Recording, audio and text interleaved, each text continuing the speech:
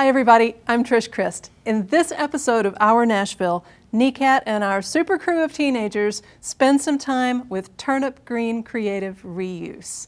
Executive Director Leah Sherry and her team are going to show and tell us all the cool things they do in our community. You ready, Leah? Yes. You ready, super crew? Yeah! Let's make a show.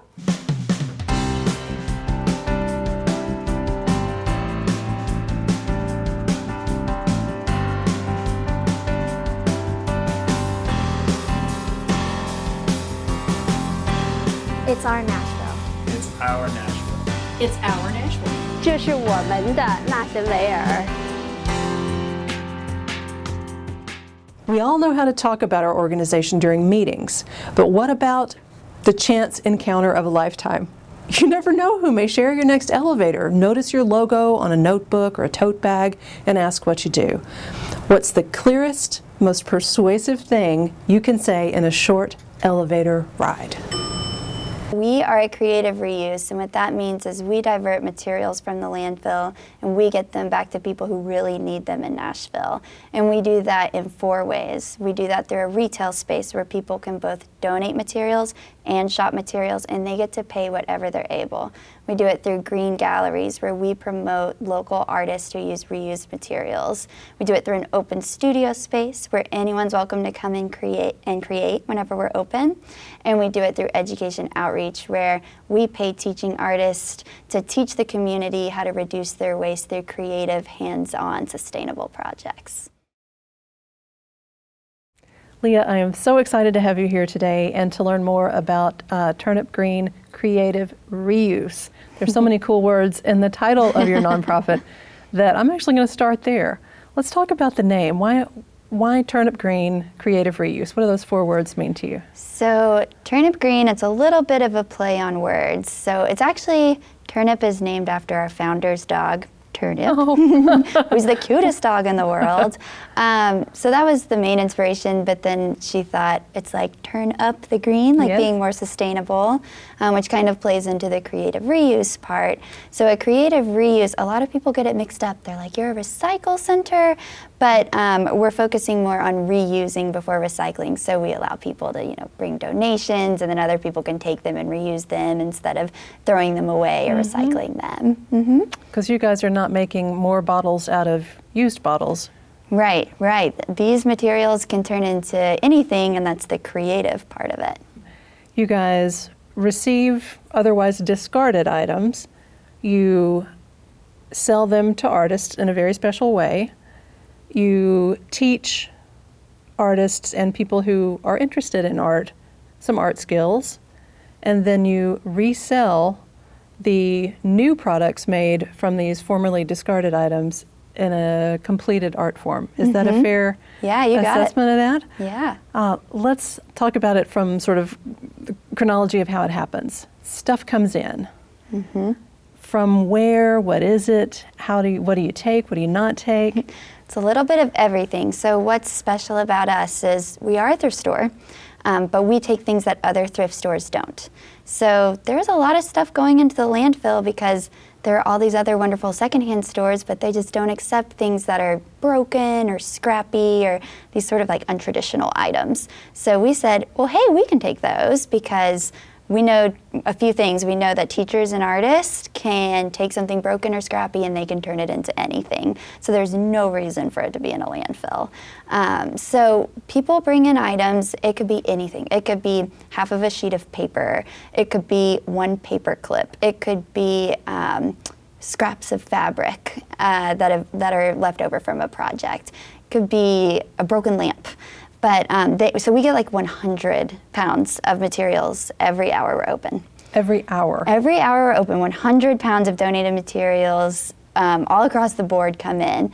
So it's kind of hard to come up with a very specific list, although we do have, a baseline list of things we accept because there's all kinds of weird things out there. So if you don't know, most likely we accept it or we can find a place for you that does.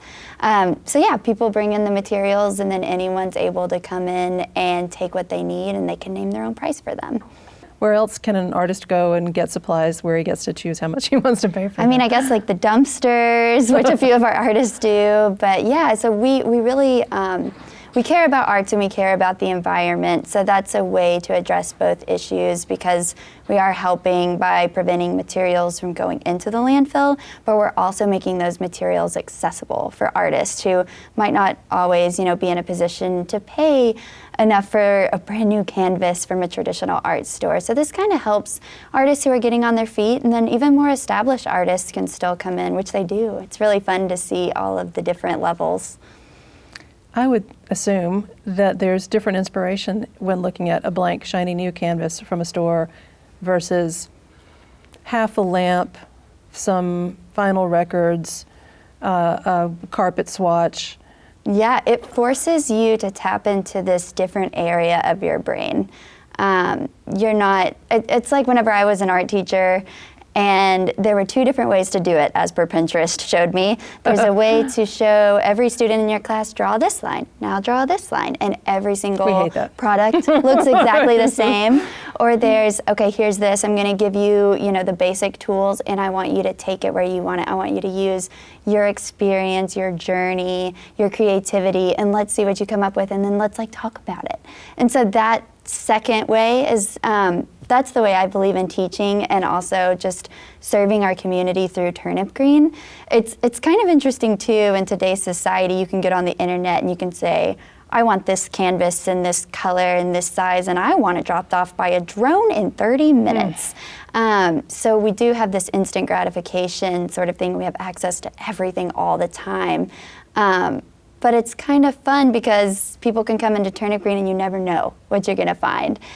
So it sparks this whole new level of creativity, and it's so fun because customers are always gathering around. They don't even know each other. It seems like everyone in there knows each other because they're like, oh, you could do this, oh, what do you do? So yeah, it's exciting to see their ideas and them inspiring one another. For folks who do need instruction on what to do, I believe you teach classes, different types of art classes. Tell us about those. So many classes. We have classes in our open studio during our art receptions. We always pay a local teaching artist to come in and do guided instruction, but of course people are welcome to take it their own way. And then we do classes in the community. We have 15 after school programs. Wow. So that's all ages, kindergarten through high school. We have about 65 teachers right now. Holy moly. Yeah, it's a lot. That's more art teachers than at Metro, probably. I think close. But yeah, so they go out into schools and they teach kids of all ages how to create different things. Some of them are guided. And then, some kids, everybody's on a different level. So some kids are like, I can do it myself. It's like, cool, go for it. And then some kids who do need a little bit of extra instruction. We have teaching artists and we have assistants, so they have a lot of one-on-one attention whenever they need it. And then we do more waste reduction focused classes. But what's cool about those, even though they're teaching about reuse and recycling and composting and litter, they're all supplemented with an art project. So we bring in materials from our store that have been donated from people in the community, and we teach composting, for example. You know those green hanging file folders? Yes, we do. Do you have a million of them, Yes, like we do. every other person in the world, and everyone's switching over to digital, so we get seriously thousands of them, thousands and thousands. What are we gonna do with all these? Well, we teach these composting workshops. Guess what? Those are compostable, right? And we want to teach an art skill. So we teach about the greens and browns of composting, and we take the green folders and brown paper, we cut them up, and we teach kids how to weave the 2-to-1 ratio. So they're learning about the science part, the compost part, the save the earth part, but they're learning weaving, and they're learning it with materials that we've helped save from the landfill. So we're trying to combine all of this stuff. It's all rooted in materials and taking care of the earth and supporting arts, but we're weaving it all together. Literally. Yes, literally. Wow. Yeah. Finished products. Let's talk about what happens after an artist's brain and spirit comes in contact with fun stuff from your store, and they make something new. Does it come back into your world? What happens? A lot of times it does. So we have 2 green galleries now, which is very exciting. And we have, in one of them, we have a new show every single month. In the other one, we have quarterly shows, so every 3 months. That's still a lot of art. It's almost 200 local artists that we've shown art by. And most of the stuff does come from our store, most of the materials that they use. And we work really hard to not just hang up their art and hope people stumble in and see it. We work really hard to promote them, to elevate the people who are being really responsible environmentally whenever they are creating. 'Cause as an artist, it's very easy to waste. It's very easy to go buy brand new things and then throw away your scraps afterwards. So we really want to lift those people up. We promote them on all of our socials, our newsletters. We work with a really sweet marketing company that helps throw all of that out into the universe so more people come. We have receptions, we have opening and closing receptions. So then people can buy their art either from our Facebook, or if they want to come in and look at the art, they can purchase it there. And then we give artists a percentage back, and then we keep a small percentage for Turnip Green. Fantastic. Let's talk about who your teachers are. Where do they come from? How does someone who's interested in teaching green things or art things get engaged and help further your endeavors? So our teaching artists are amazing, and they come from everywhere. They are all ages. They're so amazing. So we've got 65, like I said. The way that you can sign up if you're interested in learning more is on our website. There's a teaching artist application right there. And what's really cool is we have teachers who are traditional teachers or have been, so like retired school teachers. We have a lot of teachers who are currently working at Metro Nashville Public Schools. Because our schedules are so flexible and we have a lot of weekend and evening classes, they're able to work their normal 9 to 5 and then go teach composting on the weekends, for example. We have also a lot of teachers who haven't taught in classrooms and don't even have education degrees. And I kind of like that, because a degree, while it's very helpful in a lot of cases, that doesn't mean you're not fit or you are fit, to do a certain job. So I think having a passion for the earth, having a passion for art and being a creative person, and just loving kids, like those are my top 3. If you can hang out with a kid and give them the love that they need and let them play and discover and explore and create, I'm sorry, you're qualified in my book, and you have to pass a background check. But so we have a healthy mix of experienced people from a traditional setting, and then sort of new blood, that they're just there because they really care about the mission and helping people. My name is Nicole Avendano, and I am currently the education coordinator here. When I first started just learning about Turnip Green, I was really looking into the programs and kind of the order that I wanted to take them in, because I knew there were recycling. I knew you could take a tour of the recycling center. I knew you could do like an art craft. I knew you could do composting program and litter pickups, but I wanted to do them in a way that made sense and kind of built on each other.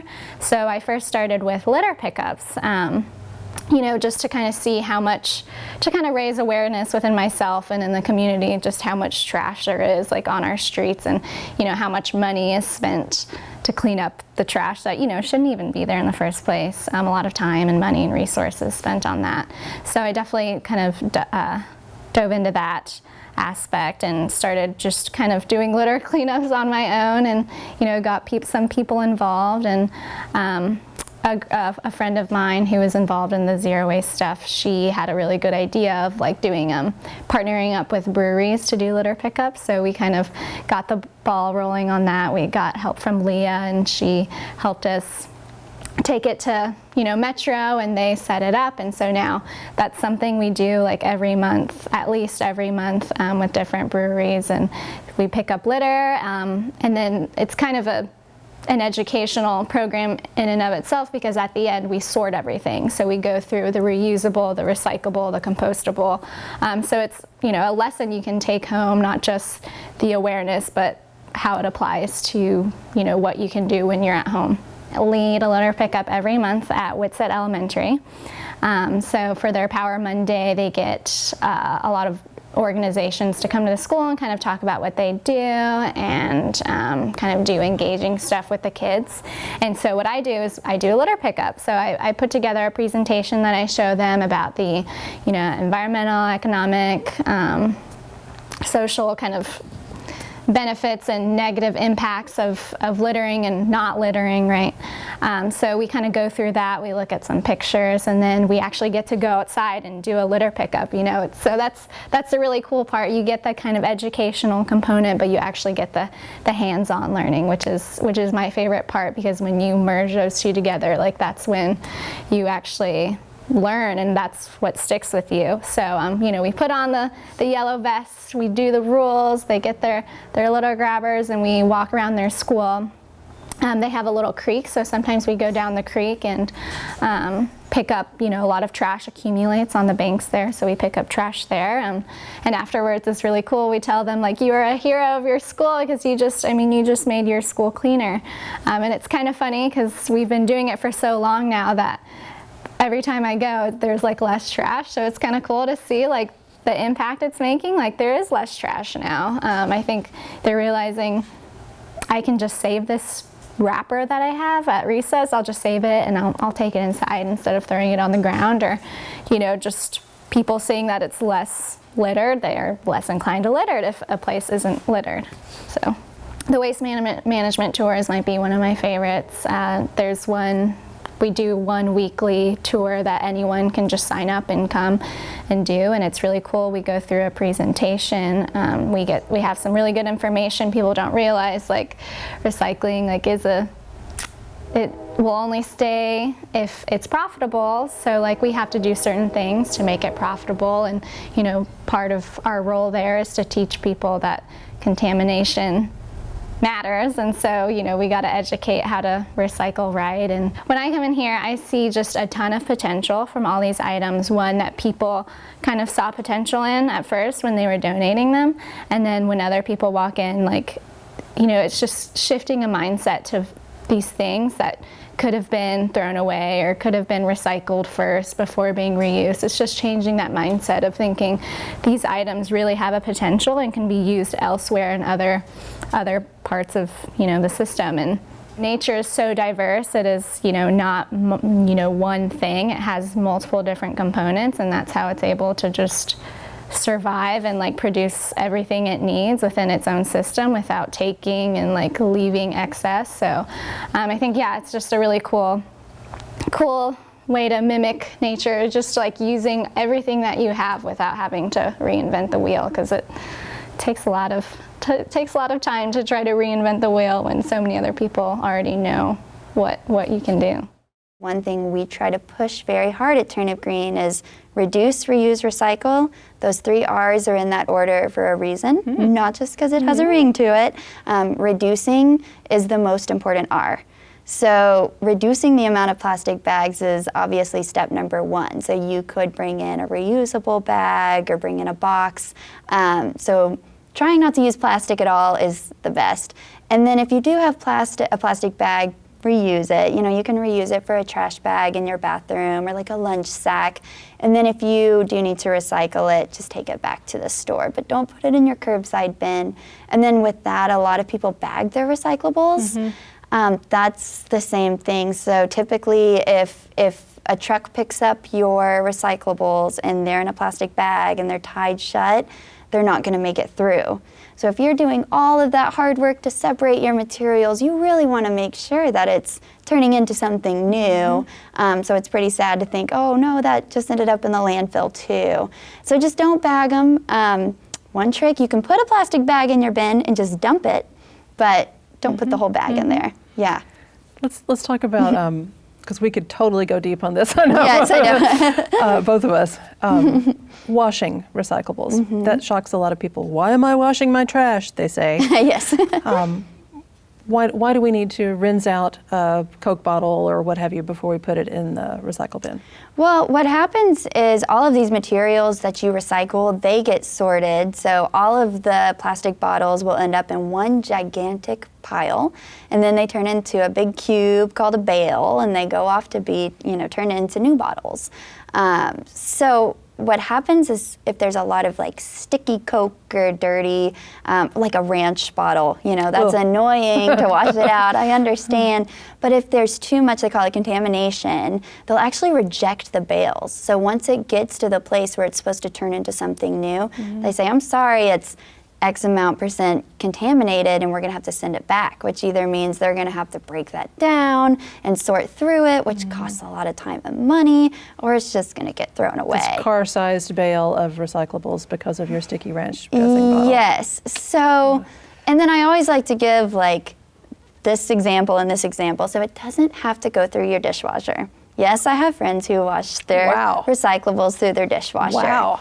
That's fine if you do it, but it's not completely necessary. But it doesn't need to be like, if you look at it and it's just totally soiled and disgusting, that's gonna ruin it, which is really sad. Why is it bad to put records and carpet and linoleum and random materials, man-made items? Why is it bad to put man-made items in a landfill?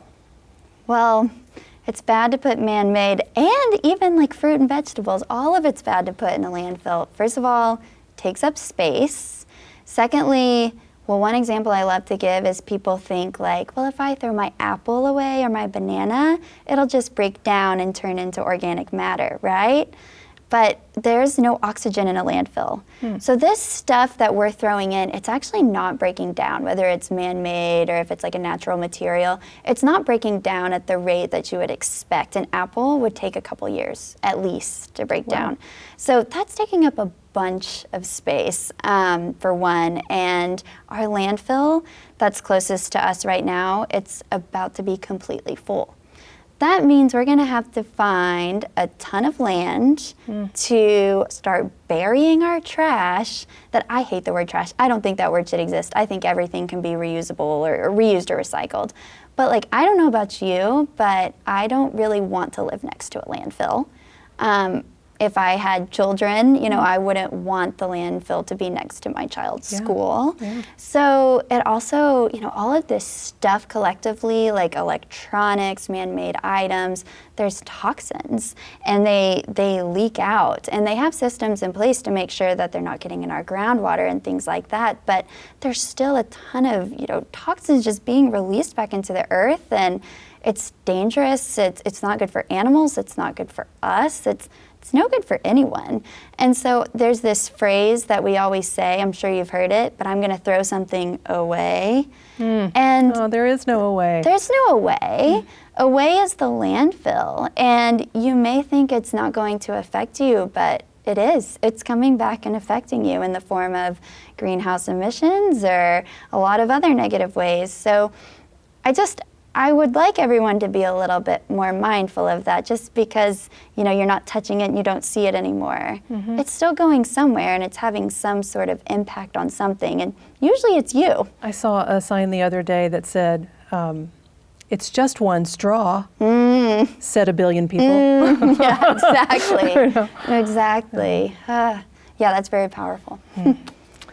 Other than receiving items from a viewer right now, what is something that your new friends watching on TV could do to further your endeavors?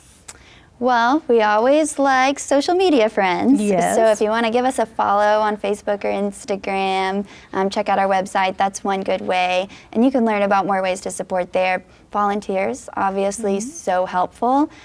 The thing I really like about our volunteer programs, because I've volunteered for a bunch of different organizations, and a lot of times there's just like one job they need you to do, which is totally fine.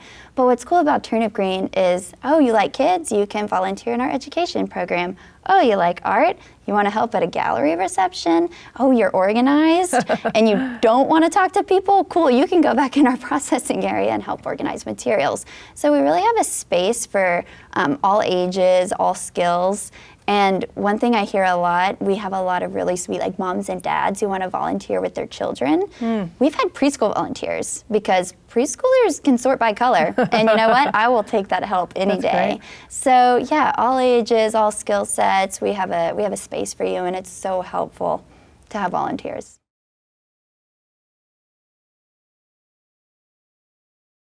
We're at my favorite portion of the whole episode process. It's the speed round. It's just like the game we played when we were little. I ask you a question, and the first thing that comes to mind, just let it fly, and we'll go on to the next thing. Okay. I'm nervous. You're nervous? Okay, here we go. Speed round with Leah Sherry. Name 2 things you've seen artists make from albums or 45 RPM records. A clock and a vision board. That's not even what I saw in your store. There's more that I've seen there. What's the oddest thing someone has wanted to donate? Horse teeth. Did you take it? Yeah, and then we had a contest to see who could actually flip it the quickest. And our staff member, Gracie, I think she won.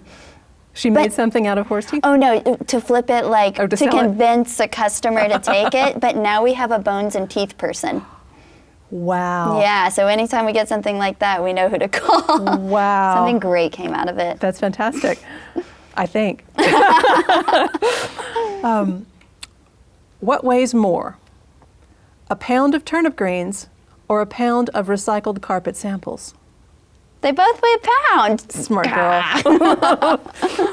What emotion do you see on artist faces browsing in your store? I see a lot of tears. It's one of my favorite stories. Wow. Is my previous career teaching in a really tough public school and teaching art. I saw a lot of tears on kids and adults' faces. I know that sounds really sad, Wow. but because of the stress and pressure, and I see a lot of teachers and artists come in and they tear up and they're just like, "This is amazing," and it's such a wonderful place to be in life. Yeah. That is It's my not at all what favorite. I expected you to say. It's That's my amazing. favorite. Who benefits when we reuse or recycle instead of putting things in a landfill? We all do. What mark do you want Turnip Green Creative Reuse to make on the world? I want the education to just be everywhere. You know, I want other people to create creative reuses. I do want one to be in every city, and it doesn't even have to be ours. I want everyone to get on board with it's cool to reuse. You don't have to buy brand new things. It's cool to promote arts, and it's cool to take care of the earth. And the hardest question of all, my friend, what is your website? Oh, this is kind of hard because it's very long. www.turnipgreencreativereuse.org. Fabulous. Thank you, Leah. Thank you.